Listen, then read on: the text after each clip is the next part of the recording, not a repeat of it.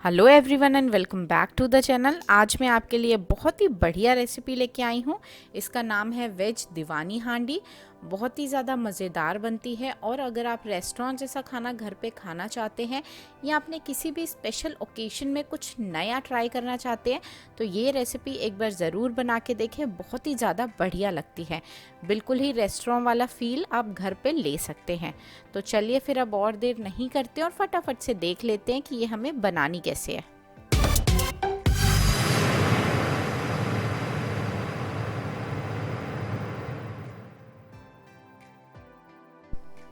अब सबसे पहले तो मैं यहाँ पे आपको दिखा देती हूँ कि हमें ये बनाने के लिए किन किन चीज़ों की ज़रूरत है। तो यहाँ पे वो सारी ही चीज़ें मैंने इस तरीके से इकट्ठी करके रख ली हैं, इससे समझ में थोड़ा ज़्यादा अच्छे से आ जाता है।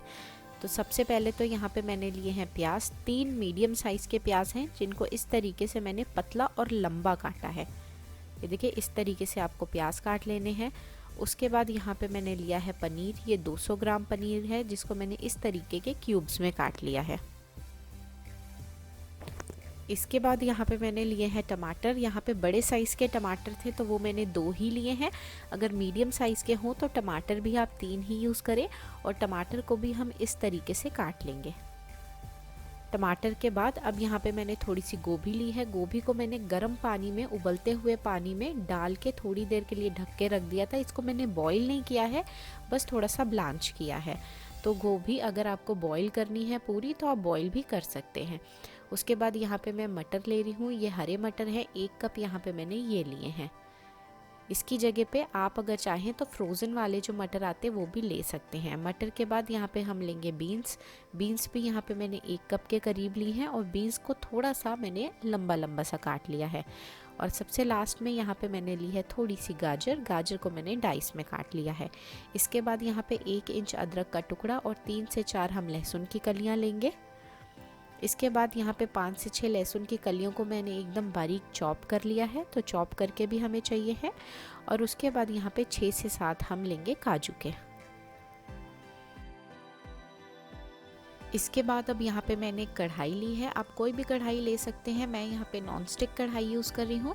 अगर आपके पास ये ना हो तो आप नॉर्मल जो घर पे कढ़ाई यूज़ करते हैं वो ही ले सकते हैं।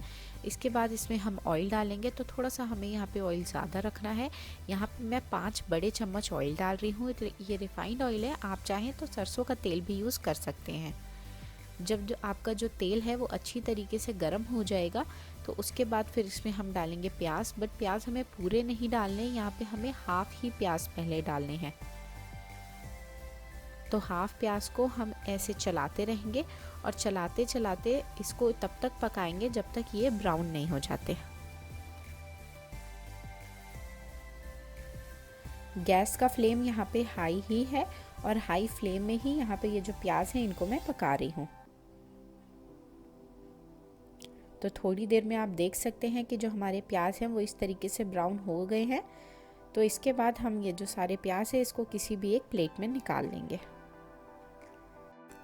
प्याज निकालने के बाद अब जो तेल बचा है उसी में हम पनीर के जो क्यूब्स काटे थे उसको भी फ्राई कर लेंगे। ये ऑप्शनल है, अगर आप चाहें तो क्यूब्स को फ्राई करें, अगर आप चाहें तो पनीर आप बिना फ्राई किए भी यूज़ कर सकते हैं। जैसे आपको ठीक लगे आप वैसे करिएगा।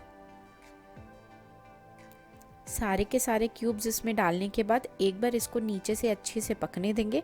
उसके बाद ही आप इसको टर्न करिएगा। तो बड़े आराम से इसको इस तरीके से टर्न करिएगा, क्योंकि पनीर बहुत सॉफ्ट होता है तो ये कई बार टूट भी जाता है। तो इसलिए बड़े आराम से और धीरे धीरे इसको आप पलटिएगा।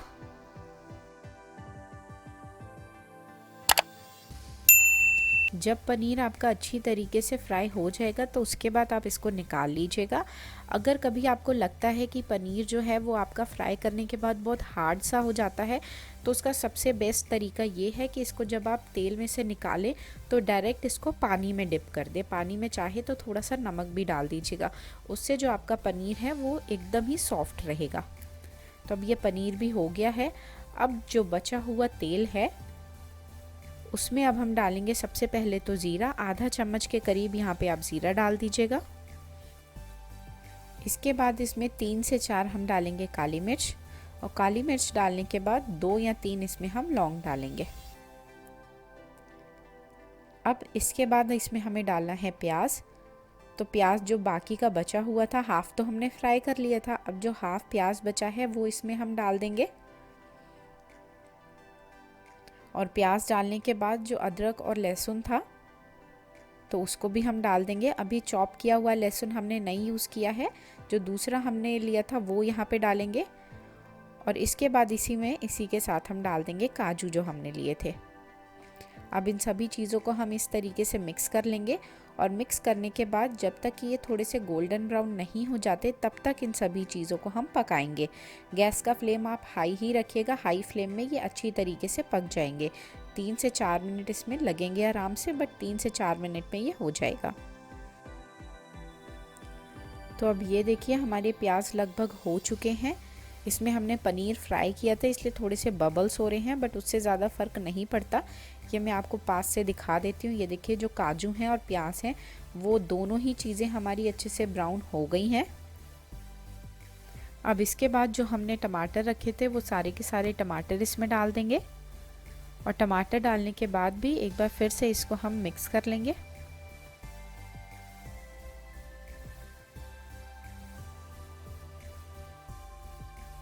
अब इसके बाद इसमें हम डाल देंगे साथ ही में नमक। नमक से जो टमाटर हैं वो बहुत जल्दी पकना शुरू हो जाते हैं, तो अपने स्वाद के अनुसार आप नमक डाल दीजिएगा। मैंने यहाँ पे करीब 1.5 से 2 चम्मच नमक डाला है।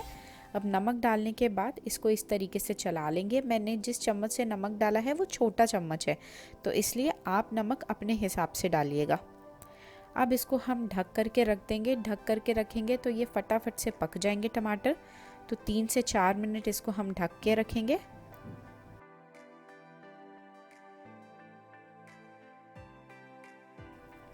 अब एक बार इसको हम उठा के देख लेते हैं कि जो हमारे टमाटर हैं वो पके हैं कि नहीं। तो इसको इस तरीके से आप एक बार चला लीजिएगा और चलाने के बाद जो भी आपका स्पैचुला है उसी से आप थोड़े से टमाटर को इस तरीके से दबा के देख लीजिएगा। वैसे तो इतनी देर में टमाटर अच्छी तरीके से सॉफ्ट हो जाते हैं, तो बस इसको इसी तरीके से हम दबा के पूरा अच्छे से मिक्स कर लेंगे। जो भी टमाटर के बड़े बड़े पीसेस दिख रहे हों उसको आप इस तरीके से मैश कर दीजिएगा।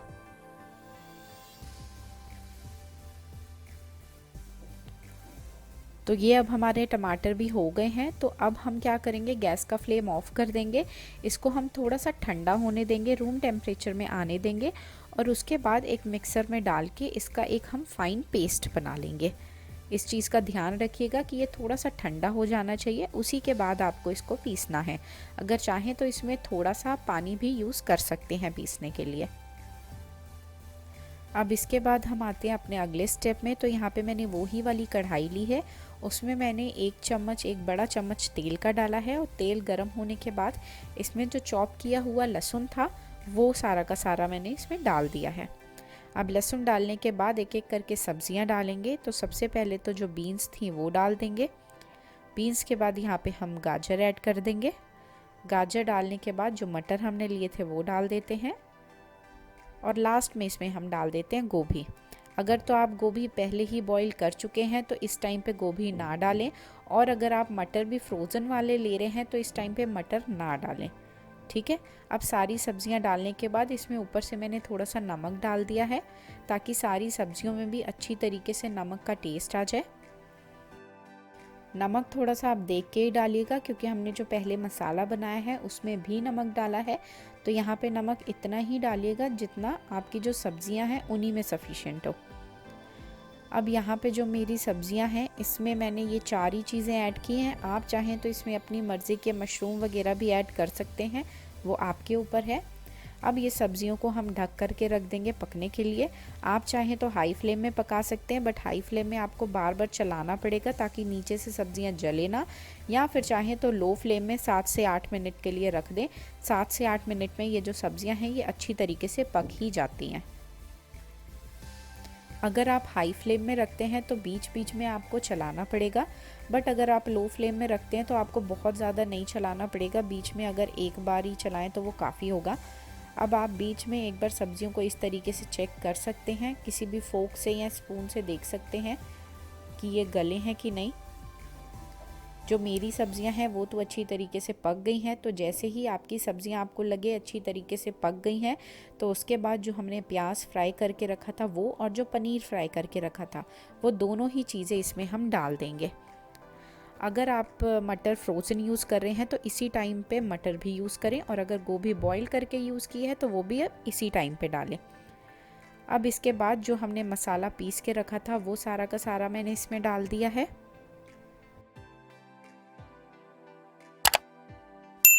जो आपके मिक्सर का जार है उसको आप अच्छी तरीके से साफ़ कर लीजिएगा। सारा का सारा मसाला इकट्ठा करके इसमें डालेंगे।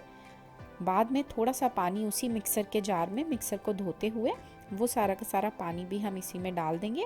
और पानी डालने के बाद एक बार इसको हम इस तरीके से मिक्स कर लेंगे। यहाँ पे हमने प्याज को फ्राई करके यूज़ किया है, बट अगर आप ये वाला स्टेप स्किप करना चाहें तो उसकी जगह पे आप यहाँ पे थोड़ी सी चीनी ऐड कर सकते हैं। जो सब्ज़ी में थोड़ी सी मिठास देनी है वो हमने प्याज से दी है, बट अगर आप चाहें तो थोड़ी सी चीनी से भी वो दे सकते हैं। अब इसके बाद ये थोड़ी सी अभी गाढ़ी है तो इसमें हम थोड़ा सा और पानी डालेंगे। और पानी डालने के बाद अभी इसमें हमने मसाले कोई भी नहीं डाले हैं। तो सबसे पहले स्टार्ट करेंगे लाल मिर्च से। यहाँ पे कश्मीरी लाल मिर्च का यूज़ करिएगा, बहुत ही ज़्यादा बढ़िया कलर आता है। उसके बाद थोड़ा सा यहाँ पे हम डालेंगे हल्दी पाउडर, थोड़ा सा यहाँ पे हम धनिया पाउडर डालेंगे, और बस अब इन सभी चीज़ों को हम अच्छी तरीके से मिक्स कर लेंगे। गरम मसाला पाउडर मैंने अभी नहीं डाला है, वो मैं लास्ट में डालूंगी। अभी ये 3 मसाले डाल करके इसको मिक्स कर देंगे, और मिक्स करने के बाद इसको हम थोड़ी देर पकने देंगे। चाहे तो ढक दीजिए, चाहे तो इसको खुला ही पका लीजिए, क्योंकि अभी हमने पानी भी डाला है वो भी पकना है, और जो मसाले अभी डाले हैं उसका भी कच्चे का टेस्ट ना आए तो उन्हें भी हमें पकाना है। तो चाहे तो ढक करके आप पका लीजिए। बहुत ज़्यादा देर तो नहीं, 1 से 1.5 मिनट ही अब इसको हमें पकाना है, और उसके बाद इसका ढक्कन खोल करके इसको हम अच्छी तरीके से मिक्स कर लेंगे। ये देखिए, इस तरीके से आप इसको एक बार मिक्स कर लीजिएगा। और बस अब लास्ट के कुछ फाइनल टचेस देने बाकी हैं इसमें। मैंने यहाँ पे ये पूरी सब्ज़ी कढ़ाई में ही बनाई है, क्योंकि मेरे पास हांडी नहीं थी। अगर आपके पास हांडी हो तो आप उसमें बना लें। अब इसमें लास्ट में हम डालेंगे थोड़ी सी कसूरी मेथी। इस तरीके से कसूरी मेथी को फैला करके डाल दीजिएगा। उसके बाद डालेंगे थोड़ा सा यहाँ पे हम गरम मसाला पाउडर, क्योंकि अभी हमने बिल्कुल नहीं यूज़ किया था गरम मसाला पाउडर। और लास्ट में इसमें हम डालेंगे केवड़ा एसेंस के 3 या 4 ड्रॉप्स, बिल्कुल ही रेस्टोरेंट वाला फील देने के लिए। अब इन सभी चीज़ों को हम मिक्स कर लेंगे, और हमारी सब्ज़ी बनके एकदम ही तैयार है। रोटी पराठे के साथ, नान के साथ, या सिंपल जीरा राइस के साथ आप इसको सर्व करें। घर पे कोई भी स्पेशल ओकेशन हो तो आप ये बना सकते हैं, या फिर किसी को लंच या डिनर्स पे इनवाइट किया है तो आप ये बना सकते हैं। वेजिटेरियंस के लिए एक बहुत ही ज़्यादा बढ़िया रेसिपी है ये। अब भले ही इसको हमने कढ़ाई में बनाया हो, बट इसको सर्व हम हांडी में कर सकते हैं।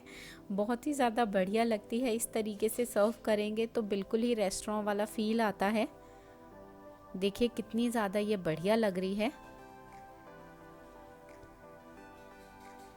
अब बिल्कुल लास्ट में एकदम ही रेस्टोरेंट वाला वो देने के लिए यहाँ पे थोड़े से घी में मैंने जो काजू हैं उनको फ्राई कर लिया है, और ऊपर से इसमें ये काजू हम डाल देंगे। तो इस तरीके से इसको हम गार्निश कर लेंगे।